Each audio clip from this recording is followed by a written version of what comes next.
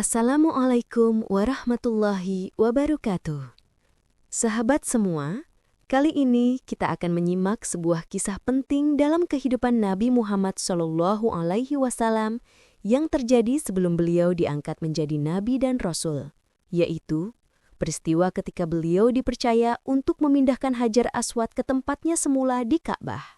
Kisah ini menggambarkan akhlak mulia, kecerdasan, dan kedudukan Nabi Muhammad SAW di tengah masyarakat Quraisy, jauh sebelum beliau menerima wahyu. Ketika itu, Mekah menjadi pusat pertemuan bangsa Arab, dan Ka'bah adalah simbol kehormatan. Namun, Ka'bah sempat rusak karena banjir besar yang melanda kota Mekah. Dindingnya retak dan perlu dibangun ulang. Suku Quraisy pun sepakat untuk melakukan renovasi Ka'bah.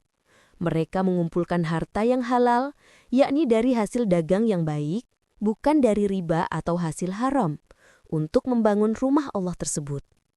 Bangunan itu dikerjakan bersama oleh berbagai kabilah Quraisy.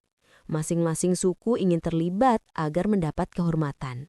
Namun, saat tiba pada tahap meletakkan Hajar Aswad di sudut Ka'bah, perselisihan besar terjadi. Setiap pemimpin kabilah ingin mendapatkan kehormatan untuk mengangkat dan meletakkan Hajar Aswad. Mereka berkata, "Biarkan kami yang meletakkannya."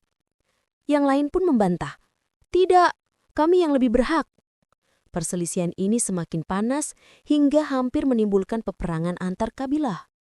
Pertumpahan darah besar hampir terjadi di sekitar Ka'bah.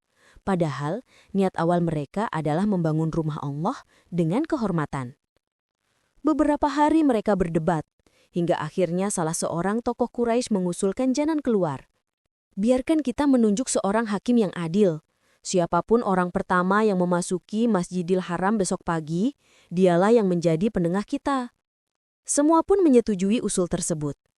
Keesokan paginya, orang pertama yang memasuki Masjidil Haram adalah Muhammad bin Abdullah, seorang pemuda berusia sekitar 35 tahun.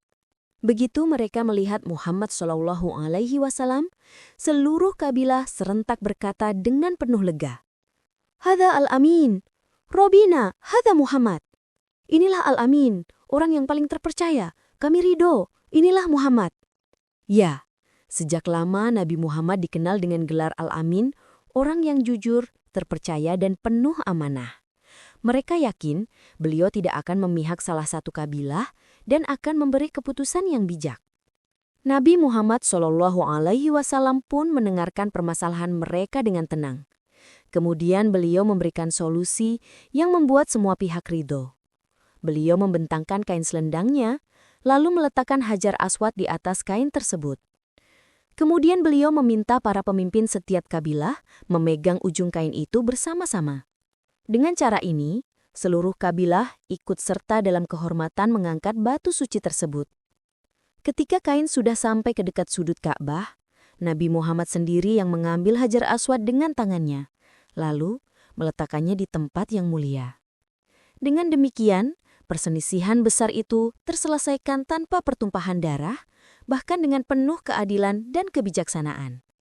Sahabat semua, inilah kebijaksanaan Nabi Muhammad SAW sebelum beliau menerima wahyu.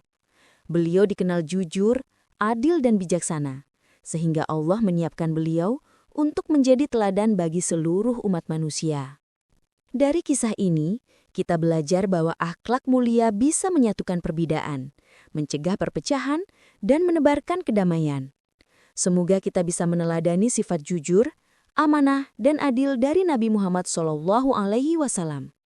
Wassalamualaikum warahmatullahi wabarakatuh.